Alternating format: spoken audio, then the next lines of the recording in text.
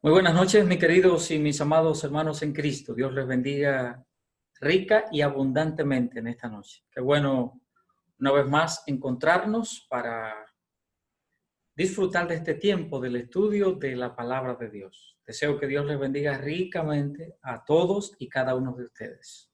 Recuerden que siempre les estamos recordando que envíen sus motivos de oración para ponerlos ahí en la pantalla y en nuestro tiempo de oración, en nuestros minutos de oración antes del estudio bíblico, pues oramos los unos por los otros.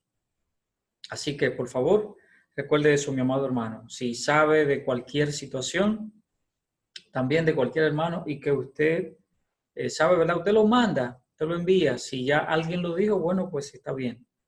Pero si sabe de algún hermano que tenga alguna necesidad y usted manda, si es dama, si es caballero, y lo manda a los diferentes grupos, pues entonces allí nos enteramos y nos damos cuenta para ponerlo en la lista de oración y así la iglesia estará orando por estos hermanos.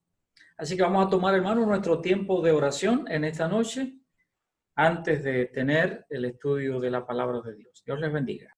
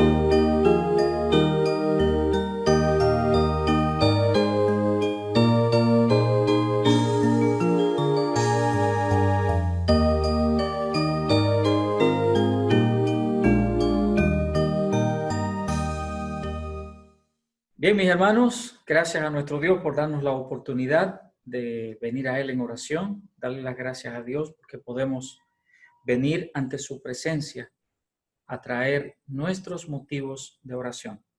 Ahora sí les invito a que abramos la palabra de Dios al libro del profeta Amós, libro el que nos está sirviendo ahora mismo de objeto de estudio.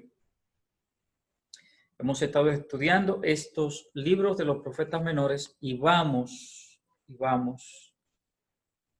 a la altura del libro de Amós y a la altura del capítulo 5 de este libro. Les invito a que leamos la palabra de Dios desde el versículo 17, capítulo 5, versículo 17 y hasta el versículo 23. Dice la palabra de Dios de la siguiente manera. Versículo 17. Y en todas las viñas habrá llanto, porque pasaré en medio de ti, dice Jehová. Ay de los que desean el día de Jehová, ¿para qué queréis este día de Jehová? Será de tinieblas y no de luz. Como el que huye de delante del león y se encuentra con el oso, o como si entrare en casa y apoyare su mano en la pared y le muerde una culebra. ¿No será el día de Jehová tinieblas y no luz, oscuridad que no tiene resplandor? Aborrecí, abominé vuestras solemnidades y no me complaceré en vuestras asambleas. Y si me ofreciereis vuestros holocaustos y vuestras ofrendas, no los recibiré, ni miraré a las ofrendas de paz de vuestros animales engordados. Quita de mí la multitud de tus cantares, pues no escucharé las salmodias de tus instrumentos. Vamos a orar un momento, hermanos míos. Padre, gracias, Señor. Gracias porque nos da el bendito privilegio de venir delante de ti en oración. Y tu iglesia, mi Dios, ha estado orando delante de ti en esta noche. Y así suplicamos, Padre, para que en tu misericordia y en tu gracia, tú tomes cada petición, Señor, tú las oigas como tú sabes hacerlo y hacer como tú sabes hacer. Te pido que nos dirijas y nos bendigas ahora, Señor, en el tiempo del estudio de tu palabra. Que el mismo sea de ayuda, de bendición, de crecimiento, de edificación para todos nosotros. Bendícenos, Señor, en el nombre de Cristo. Amén. Muy bien, hermanos, hemos estado mirando entonces en este libro de Amós. En la semana pasada estuvimos mirando y terminamos el tramo de los versículos 14 al 17 y fueron los últimos versículos que vimos. Entonces, en los versículos 14 y 15 habíamos anunciado que el Señor le está diciendo a su pueblo que busquen lo bueno y que no busquen lo malo. Recuerde todo esto en base a que el pueblo de Dios no ha estado obrando justicia, por un lado. Por otro lado, no está haciendo lo que Dios le ha mandado y están buscando una falsa adoración a Dios, haciendo una cantidad de sacrificios, de holocaustos y cosas así que a Dios definitivamente no le agradaban.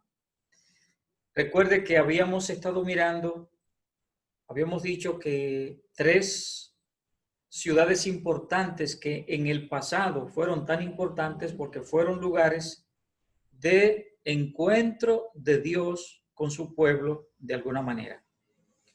Vimos a Betel, estamos mirando a Beerseba y al final del capítulo 5 estaremos mirando también a Gilgal. Vimos en los versículos 16 y 17 también que el Señor les advierte o le advierte a su pueblo que iba a pasar en medio de ellos. Dice al final del versículo 17, yo voy a pasaré en medio de ti. Y anuncia en el versículo 16 que en todas partes habrá llanto, desde las plazas, desde aquellos lugares donde la gente se reunía para reír, para disfrutar, para tener tiempo de regocijo, desde allí, desde aquel lugar, hasta el campo, hasta el labrador, es decir, todo, el país entero, desde todos los puntos, y desde el hombre más humilde hasta el hombre más encumbrado, allí iba a ser pesar en todo el mundo, habría llanto en todo el mundo. Entonces, llegamos a los versículos 18 y 19, que ya acabamos de leer, y me permito leerles una vez más, versículos 18 y 19, dice, hay de los que desean el día de Jehová. ¿Para qué queréis este día de Jehová? Será de tinieblas y no de luz.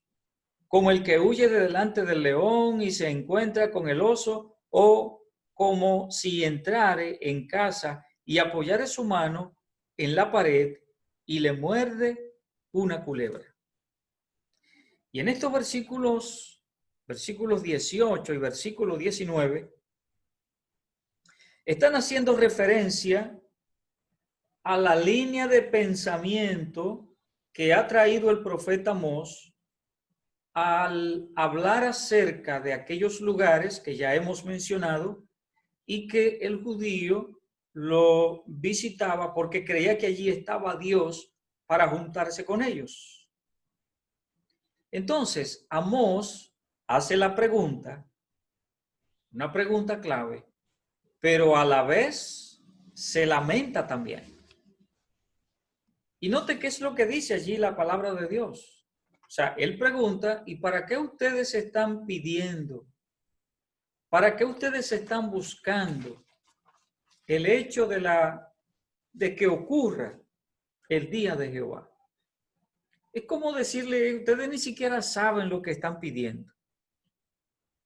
Ellos desean el día de Jehová, pero no saben. Tienen todavía ese pensamiento religioso equivocado. Sí sabían acerca del día de Jehová, obviamente. Recuerde que cuando miramos el libro de Joel, uno de los grandes temas que trata Joel es precisamente el día de Jehová. Y hacía unos pocos años, digamos, que Joel había hablado acerca del tema, y de todos modos era un tema recurrente en las pláticas religiosas, proféticas en el pueblo de Israel acerca del día de Jehová. Sin embargo, cuando ellos están aquí buscando del día de Jehová, están solamente mirando una parte que les interesaba del día de Jehová. Solamente una parte buena. Y por eso el profeta Amós está diciendo que les iba a resultar todo lo contrario de lo que ellos estaban esperando. Por eso dice la cita bíblica, los dos versículos que leímos, dice el versículo 18 que será día de tinieblas y no de luz. O sea, le va a ser, ellos esperan que el día de Jehová conforme, todo en base conforme a lo que ellos estaban haciendo, a cómo ellos se estaban comportando y cómo ellos entendían que todo iba, que iba perfectamente bien. Vamos a mirar en el capítulo número 6 una parte importante de un pueblo orgulloso, soberbio en muchas cosas, incluida probablemente, esta parte de ese orgullo de quienes eran ellos como pueblo de Dios. Y por eso el profeta les está diciendo, este tiempo será de tinieblas, no de luz. Y en el versículo 19 hay dos expresiones más, y dice como el que huye del león y se encuentra con el oso. Es decir, el individuo que sale corriendo de un oso se encuentra con un oso en el camino y entonces toma otro camino buscando evadir a este animal y cuando ya se siente que está libre, se encuentra con un oso. Es decir, no he salido del peligro. Igualmente, entonces una tercera expresión también que es como el que entra en casa y se apoya en la pared y le muerde una culebra. O sea, cuando tú llegas a casa, usted llegó a su casa, usted llegó al lugar de tranquilidad, al lugar de seguridad, lugar de solaz, lugar de paz. Sin embargo, cuando llega a la casa y se recuesta y pone una mano en la pared para recostarse, allí aparece una culebra que le muerde, una culebra venenosa. Entonces, esas imágenes que presenta el profeta Amós aquí es para decirles a ellos, ustedes están clamando por el día de Jehová. Es como aquel individuo religioso que confía tanto de que el día que muera va al cielo porque él es bueno. No, pues yo voy para el cielo, yo no he hecho nada malo. Yo no he hecho nada mal. No, yo soy un individuo que no le hago mal a nadie, ayudo a todo el que tengo que ayudar. Yo soy un tipo buena gente y por eso yo voy al cielo. Entonces se está creyendo que por esas razones estará en el cielo. Y nada tan falso. Entonces, así es. Quiero leerles una parte de... Recuerde que les he dicho siempre que estamos tomando estos estudios básicamente, el fundamento de estos estudios bíblicos, la palabra de Dios obviamente, pero estamos tomando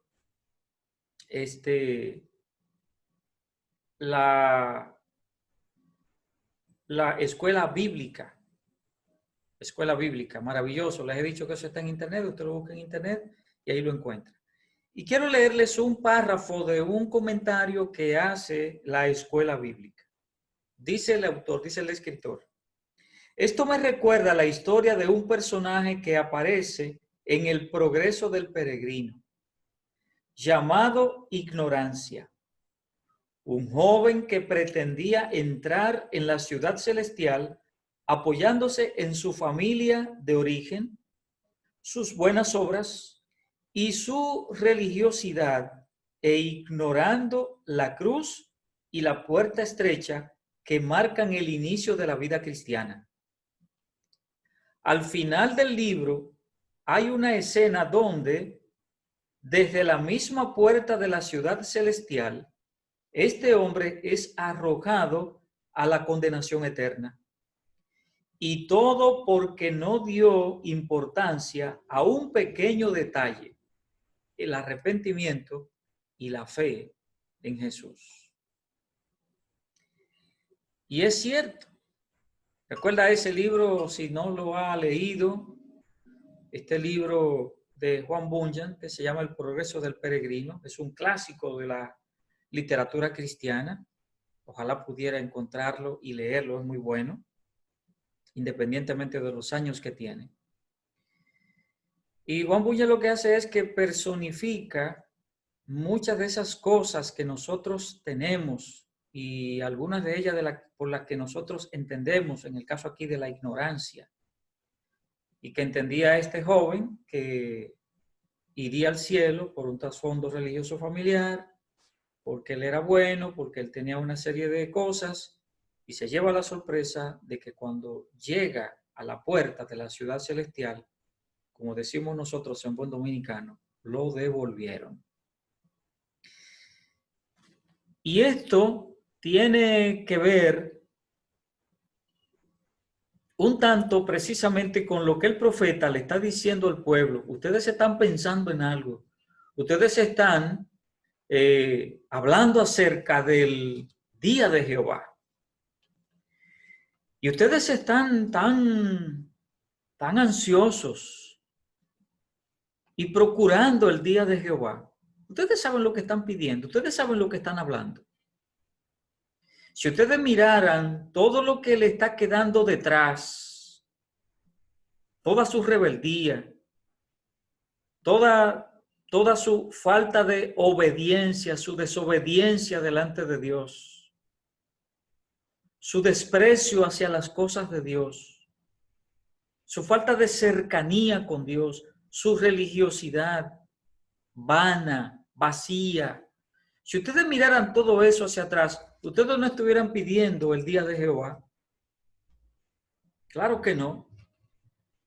Si entendiéramos cuán pecadores somos, y sobre todo aquel que no ha entregado su vida a Cristo, y pudiera entender y comprender que sin Cristo en su vida no es nada y no es nadie, sobre todo el día que muera, o si el Señor viene y no tiene a Cristo en su corazón, pero se ufana de que estará en el cielo el día que muera. Y Dios como que desde allá no se ríe. Y es como si le preguntara, ¿y tú quieres de verdad?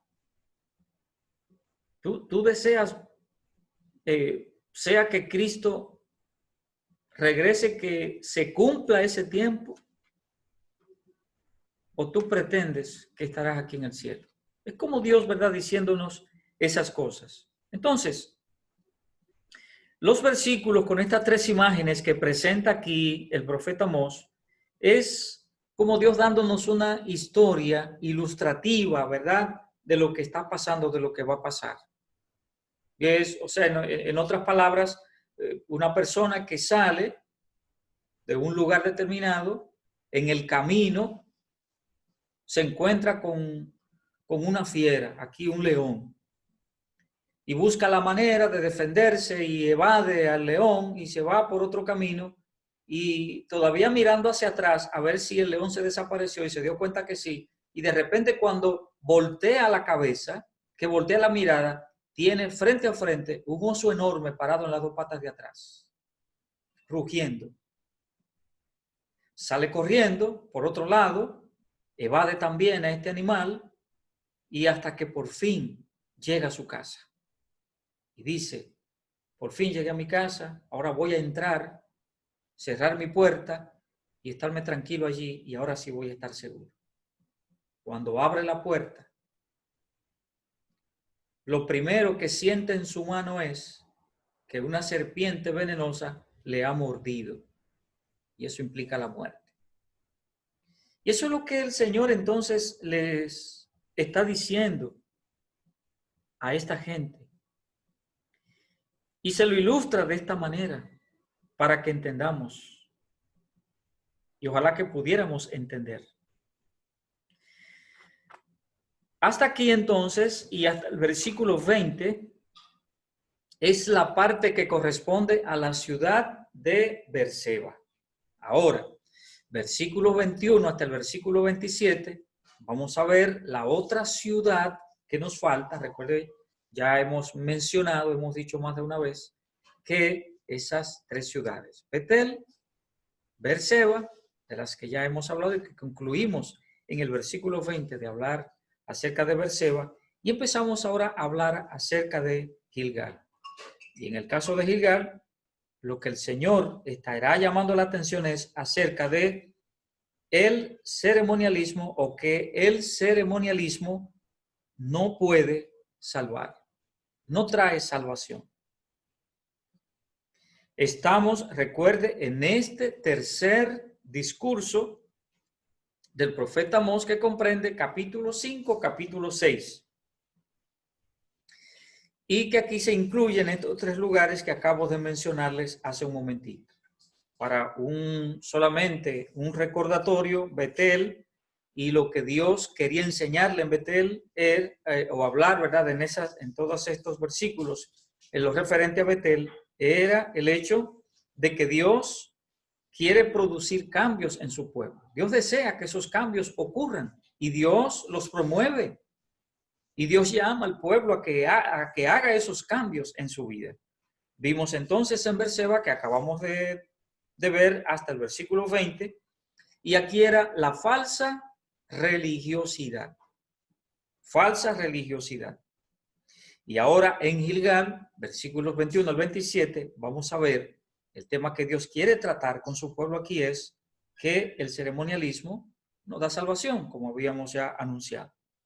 Entonces, Gilgal fue el lugar o uno de estos lugares importantes, junto con los dos anteriores que ya hemos mencionado una y otra vez, que eran símbolos de que en el pasado Dios tuvo un encuentro con su pueblo. Ahora, miremos algunas citas bíblicas en el libro de Josué, empezando en el capítulo 4 del libro de Josué. Vamos a mirar algunas citas que nos van a indicar, que nos van a ayudar a saber, a entender y a comprender qué era Gilgal y por qué razón el pueblo, igual que con Betel y que con Berseba, había tomado este lugar, esta ciudad, como un lugar de encuentro con Dios, aunque realmente así no era. En primer lugar, miremos lo que dice el libro de Josué, capítulo 4, versículos 17 al 20. Capítulo 4 de Josué y versículos 17 al 20. Permítame leer esta porción de la palabra de Dios. Capítulo 4, versículos 17 al 20. Dice, y Josué mandó a los sacerdotes diciendo, subid del Jordán. Y aconteció que cuando los sacerdotes que llevaban el arca del pacto de Jehová subieron de en medio del Jordán, y las plantas de los pies de los sacerdotes estuvieron en lugar seco, las aguas del Jordán se volvieron a su lugar, corriendo como antes sobre todos sus bordes. Y el pueblo subió del Jordán el día 10 del mes primero y acamparon en Gilgal, al lado oriental de Jericó. Y Josué erigió en Gilgal las 12 piedras que habían traído del Jordán. En primer lugar, lo que encontramos aquí es que Gilgal fue el lugar en el que se instaló el primer campamento judío después de cruzar el Jordán para tomar la tierra prometida. El primer campamento, primero, cruzando el río Jordán para tomar la tierra prometida, un paso importante para el pueblo de Israel, y llegaron a ese lugar, y en ese lugar allí levantaron este primer campamento, allí lo instalaron.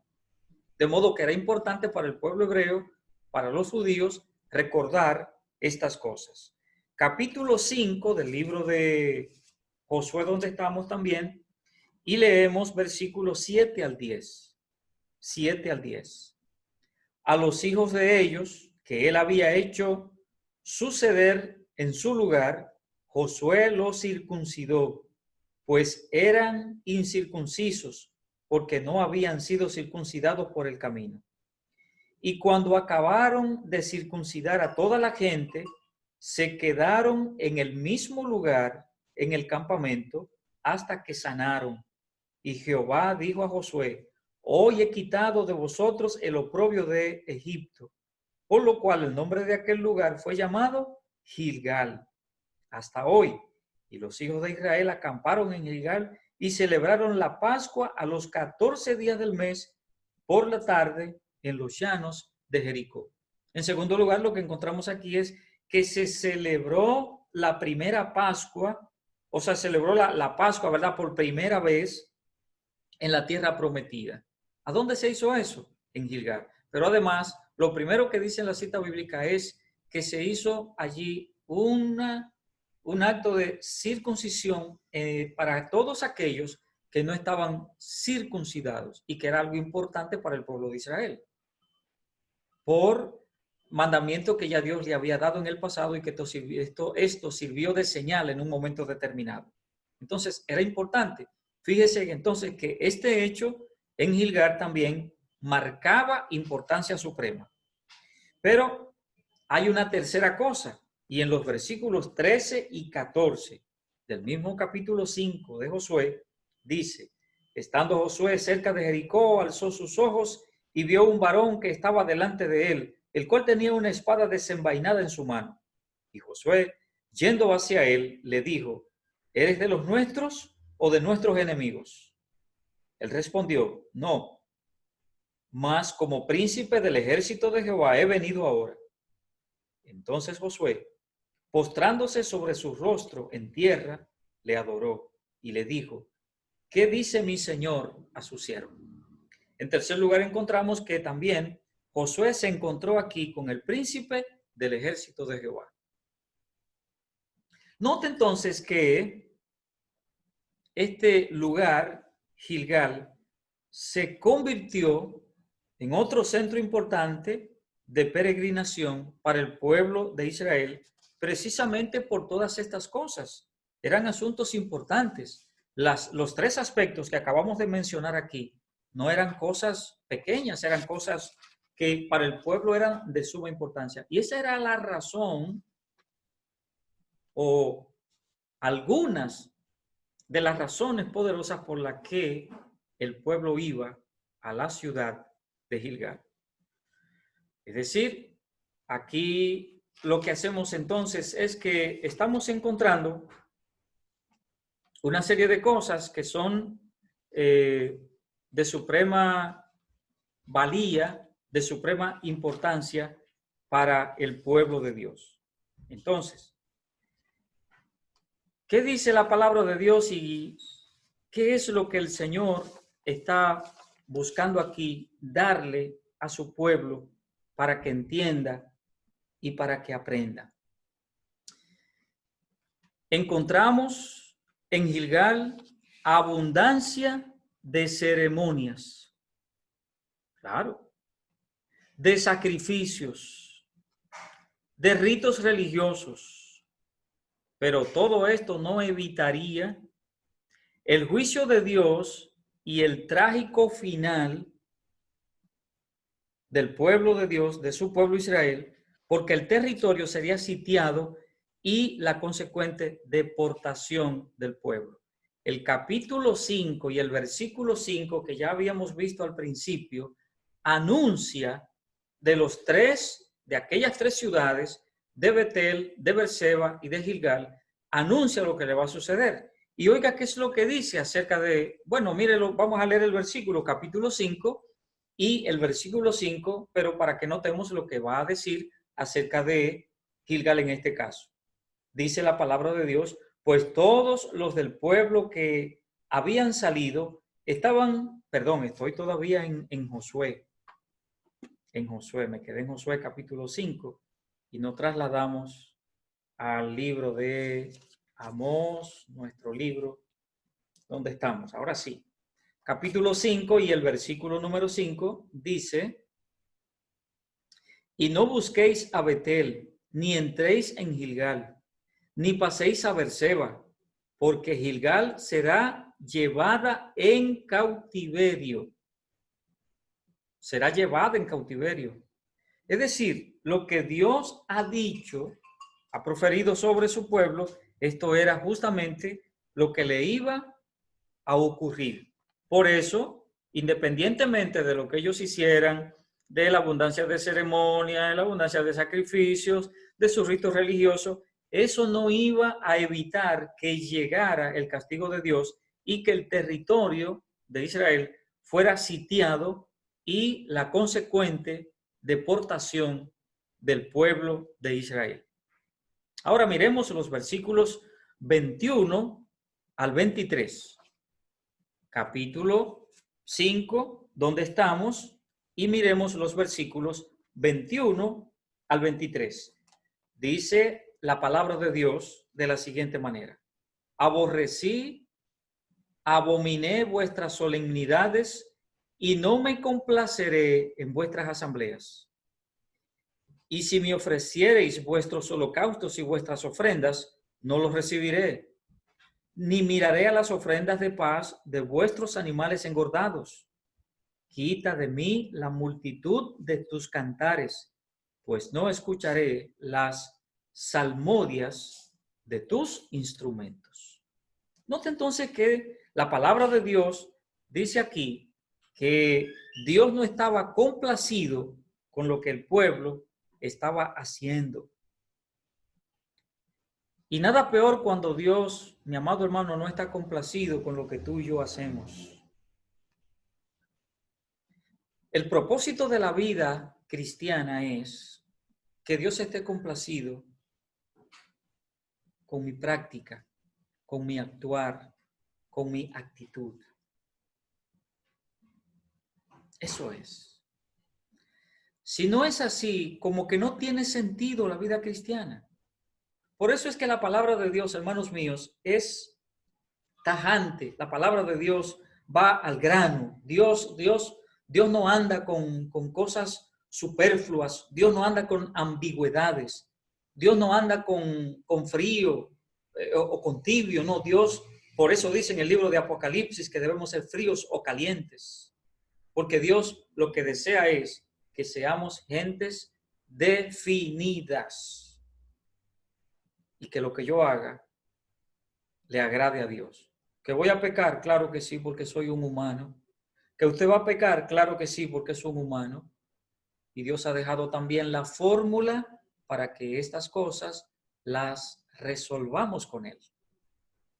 Por eso Dios nos manda y Dios nos llama a que vengamos en arrepentimiento, en confesión delante de Él, cuando sabemos que hemos faltado, que le hemos fallado. Pero que toda la vida, todo lo que nosotros hacemos debiera ser agradable delante de Dios. ¿Y qué es lo que está diciendo el Señor aquí en estos versículos que acabamos de leer? Dios no estaba complacido con lo que el pueblo hacía. Sí, había muchas reuniones religiosas, dice el versículo 21. Sí, miren lo que dice el versículo 21. Y si me ofreciereis vuestros holocaustos, 21, estoy leyendo el 22, abominé vuestras solemnidades y no me complaceré en vuestras asambleas. Y aquí solemnidades y asambleas es hablando de reuniones, de aquellas reuniones que se hacían. ¿Para qué? Bueno, para hacer todo lo que había que hacer. Hablar acerca de Dios y alabar a Dios y adorar a Dios, se supone. Pero ¿qué dice la palabra de Dios? ¿Qué dice el Señor? No, yo abominé esas solemnidades y no me voy a complacer en esas asambleas. Noten, son palabras bien duras que dice aquí el profeta Amós, y no son salidas de la boca del profeta Amós, pero son salidas del corazón de Dios. Del corazón de Dios. El versículo 22 habla de los muchos sacrificios. Y si me ofreciereis vuestros holocaustos y vuestras ofrendas, no los recibiré, ni miraré a las ofrendas de paz de vuestros animales engordados. Note que el versículo 22 lo que habla es de tantos sacrificios, de muchos sacrificios que se hacían. Pero también dice el versículo 23, habla acerca de que alababan a Dios en cierta forma. Quita de mí la multitud de cantares. Cantares. Pero no solamente de cantares, dice, pues no escucharé las salmodias de tus instrumentos. No me traigas tus instrumentos musicales que no me interesa.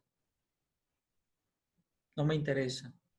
Es decir, note que la palabra de Dios está hablando aquí. No me interesan ni tus reuniones, ni tus sacrificios, ni tus alabanzas. Mire, lo que dice la Biblia es todo lo contrario. Todo lo contrario. Sí, Dios quería que el pueblo tuviese sus reuniones. Y Dios nos llama a reunirnos, obviamente que sí. No solamente en el Nuevo Testamento llama a la iglesia a que no deje de congregarse. Sí, lo llama y es uno de los mandatos capitales en el Nuevo Testamento de que la iglesia se congregue, que el cristiano se congregue, que el pueblo de Dios se congregue, se reúna. ¿Ok? Y aquí los sacrificios vamos a traducirlos en otras cosas, en lo que suele ser el contenido del culto, del servicio que celebramos. Esos serían los sacrificios. Y parte de esos sacrificios son esas alabanzas. Entonces, Esos tres aspectos que están ahí son básicos para un creyente. Y el creyente que no los hace, el creyente que no los practica, parecería que realmente no ama a Dios. Vamos a estar claros con eso. Pero note lo que dice la Biblia, que aquí, en este caso, lo que Dios está diciendo no me interesa. O sea, lo que Dios reclama, lo que Dios pide de que cada creyente, cada hombre, cada mujer que dice que ama a Dios, que dice que camina con Dios, Dios les reclama, yo quiero que tú hagas eso.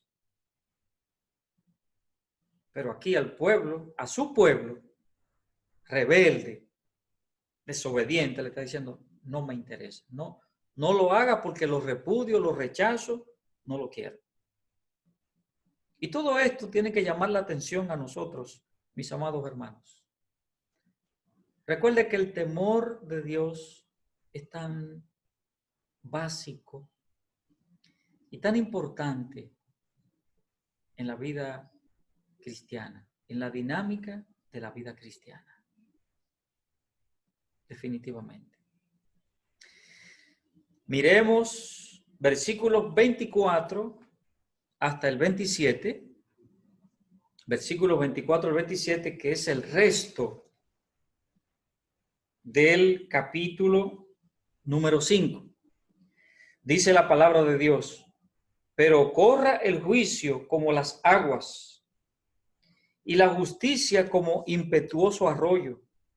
Me ofrecisteis sacrificios y ofrendas en el desierto en 40 años, oh casa de Israel. Antes bien, llevabais el tabernáculo de vuestro Moloc y Kium, ídolos vuestros, la estrella de vuestros dioses que os hicisteis. Os haré, pues, transportar más allá de Damasco, ha dicho Jehová, cuyo nombre es Dios de los ejércitos. En la recta final del capítulo, y lo que estamos mirando aquí, que dice la palabra de Dios, es que Dios quiere una fe viva y no obras muertas. No obras muertas.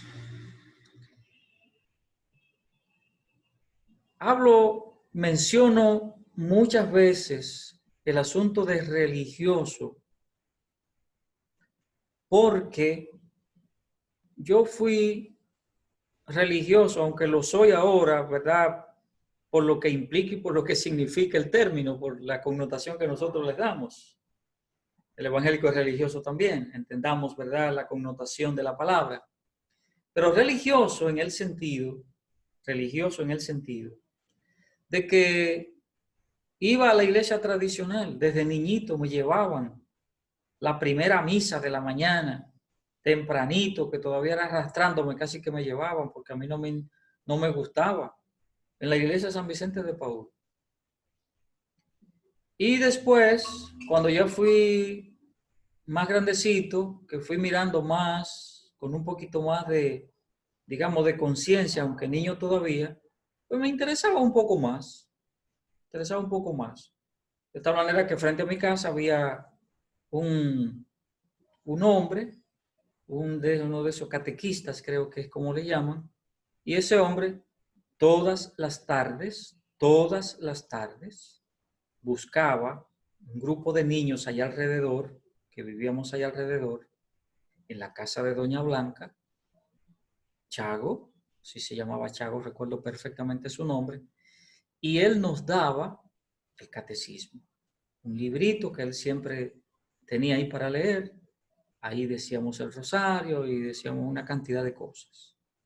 Y uno va aprendiendo esas cosas.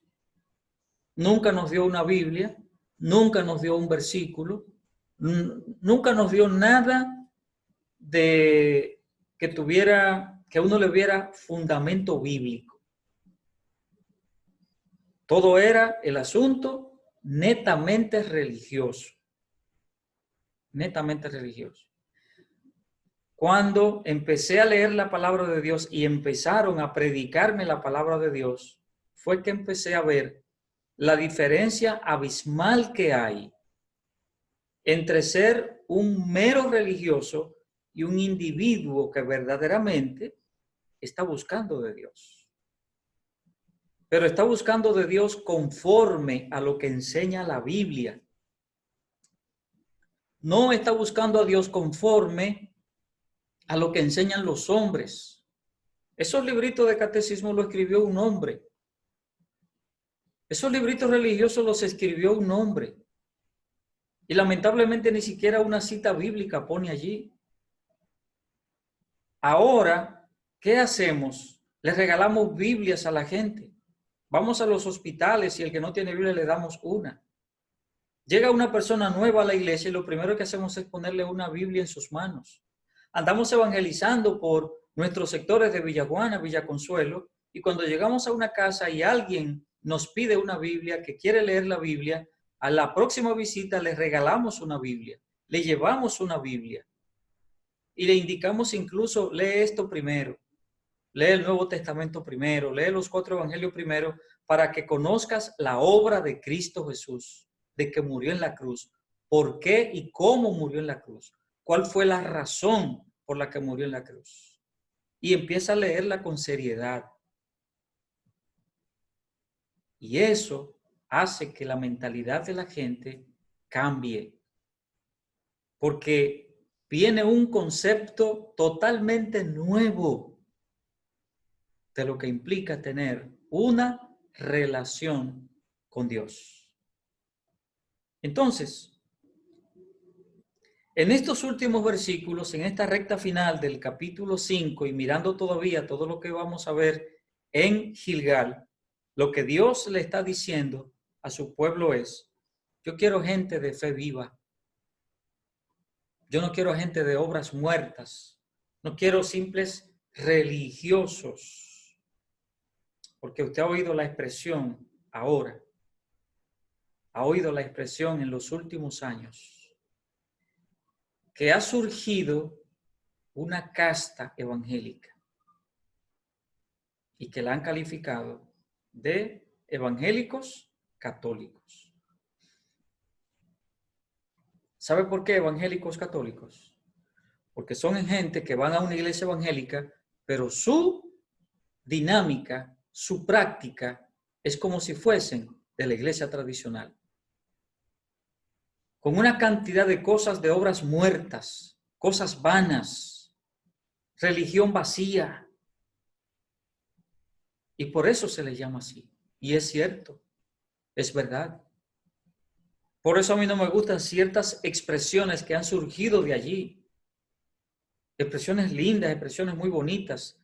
No las digo, hermanos míos, porque sé que en nuestra iglesia algunos hermanos la usan. Las usan. Y son bonitas y son hasta bíblicas, yo diría. Pero han surgido de allí. Surgen de ese evangélico católico, religioso, con una religión vana,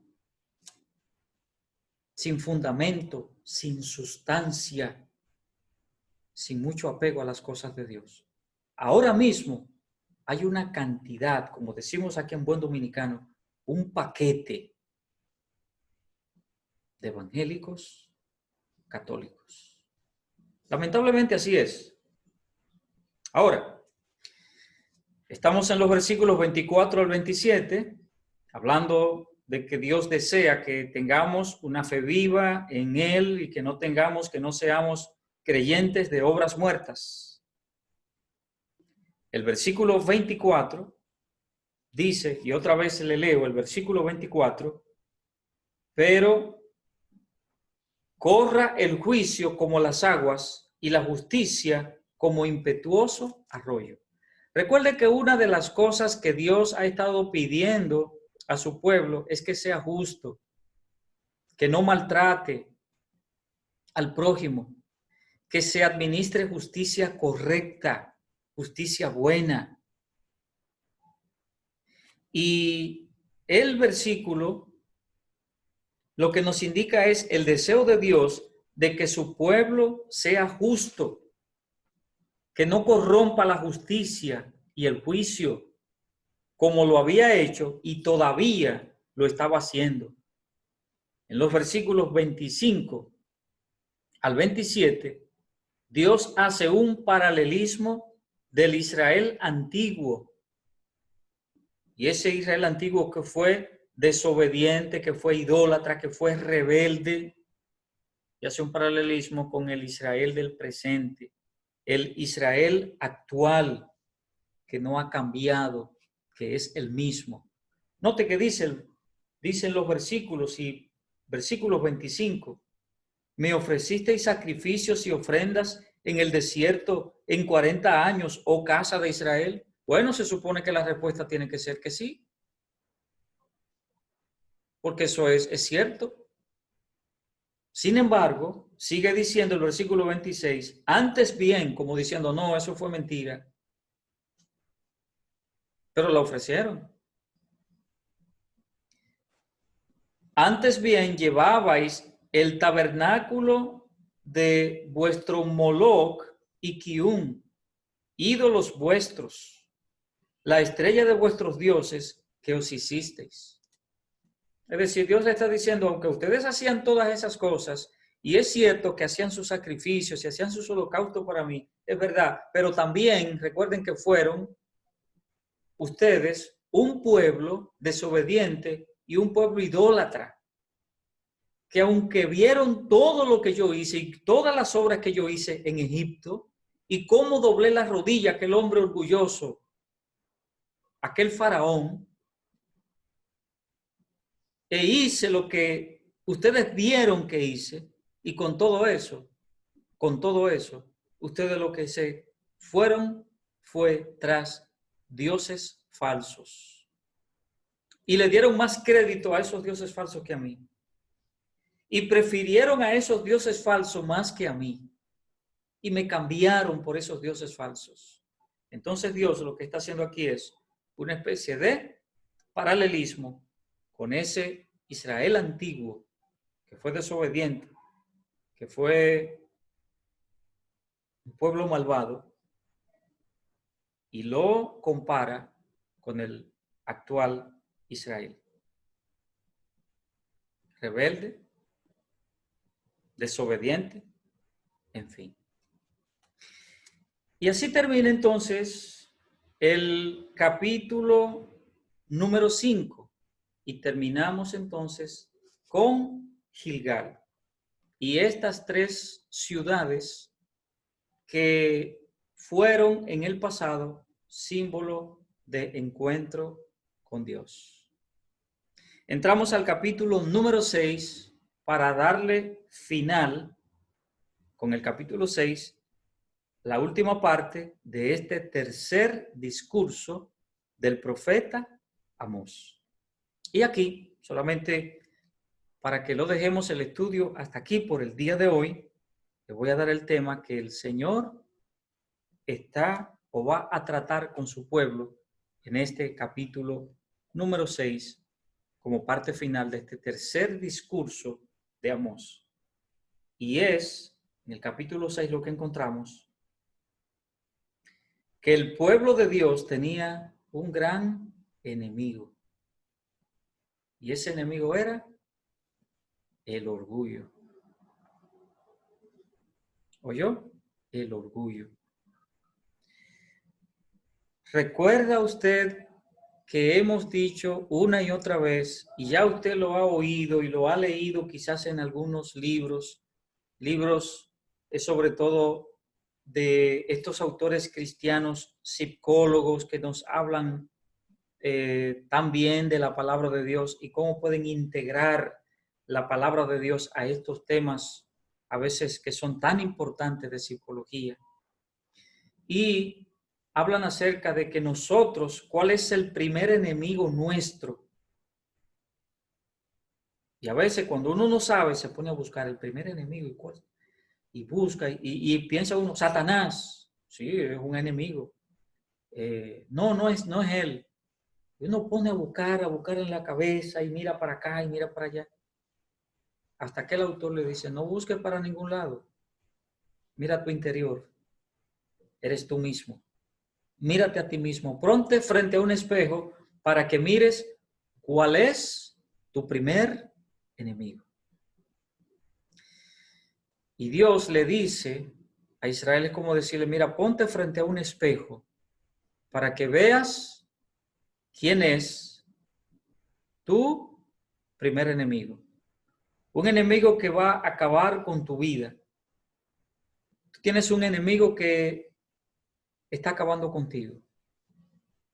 Y es el orgullo. Sí, hermanos, somos orgullosos en tantas maneras.